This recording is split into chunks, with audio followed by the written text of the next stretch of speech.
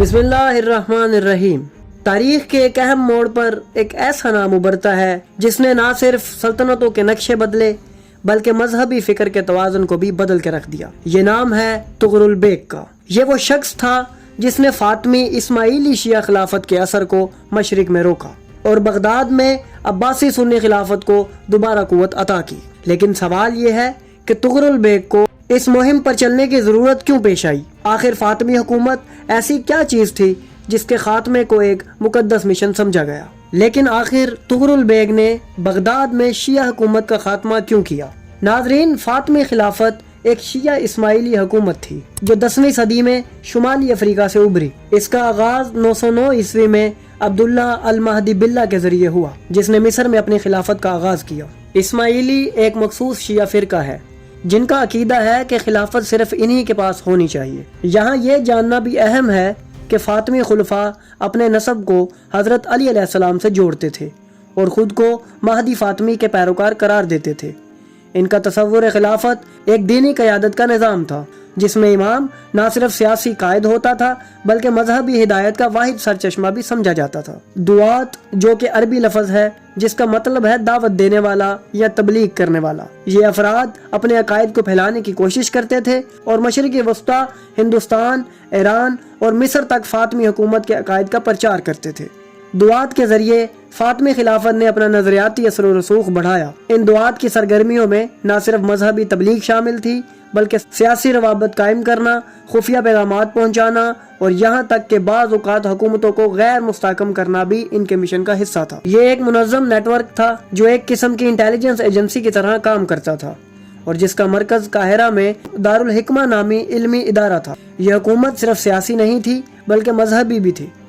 فاطمی خلیفہ خود کو خلیفۃ اللہ کا خلیفہ کہلاتے تھے اور اپنے آپ کو امام کے طور پر پیش کرتے تھے، جو عباسی خلافت کے برعکس تھا جس میں خلیفہ کو سیاسی قائد سمجھا جاتا تھا۔ یہی نظریاتی اختلاف اصل کشمکش کی بنیاد تھا۔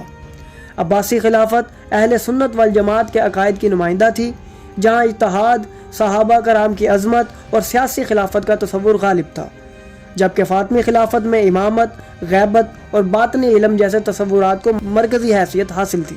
اب آتے ہیں طغرل بیگ پر۔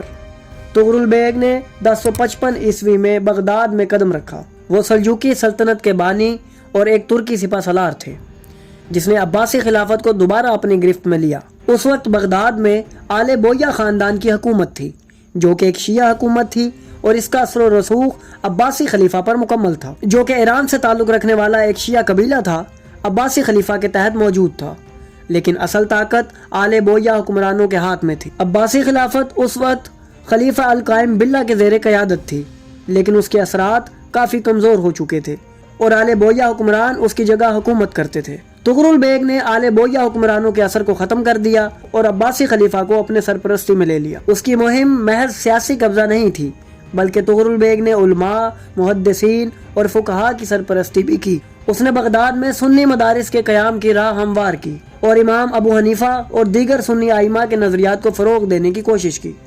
اس نے صرف تلوار نہیں چلائی بلکہ قلم کی طاقت کو بھی پہچانا۔ ناظرین، طغرل بیگ کا قدم صرف ایک سیاسی تبدیلی نہیں تھا بلکہ ایک فکری جنگ بھی تھی۔ اس نے سنی عقیدہ کو ایک مرتبہ پھر مضبوط کرنے کی کوشش کی جس کا مقصد یہ تھا کہ شیعہ حکومت کے اثر کو محدود کیا جائے۔ یہ محض ایک فوجی فتح نہیں تھی بلکہ یہ مذہبی تصادم کا حصہ بھی تھا۔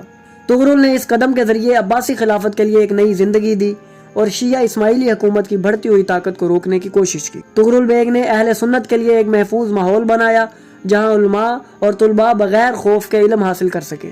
اس کے بعد اس کے جانشین، خاص طور پر نظام الملک طوسی نے اس مشن کو مزید آگے بڑھایا۔ اس کے بعد طغرل بیگ نے بغداد میں خلیفہ القائم باللہ کو اپنی سرپرستی میں لے کر ان سے سلطان کا لقب حاصل کیا۔ یہ فیصلہ طغرل کی اس حکمت عملی کا حصہ تھا کہ وہ خود کو سلطان کے طور پر پیش کرے تاکہ وہ عباسی خلافت کو حقیقی معنوں میں ایک طاقتور حکومت میں تبدیل کر سکے۔ یہاں یہ ذکر بھی دلچسپ ہے کہ سلطان کا لقب اس وقت تک عام نہیں تھا۔ طغرل بیگ ان اولین مسلم حکمرانوں میں شامل ہے جنہوں نے اس لقب کو عباسی خلیفہ سے باضابطہ طور پر حاصل کیا اور بعد میں یہ لقب کئی مسلم ریاستوں کے نشان حکمرانی بن گیا۔ ناظرین، ان تاریخی واقعات کا مرکزی نقطہ یہ ہے کہ طغرل بیگ نے عباسی خلافت کو محض بچایا نہیں بلکہ اسے زندہ کیا، اور اس کا سب سے بڑا کارنامہ یہ تھا کہ اس نے فاطمی اسماعیلی شیعہ خلافت کے اس فکری نظریاتی اور سیاسی پھیلاؤ کو روک دیا جو عباسی خلافت کے لیے سب سے بڑا خطرہ تھا۔ اسی دوران مصر میں فاطمی خلیفہ المستنصر باللہ کی حکومت جاری تھی۔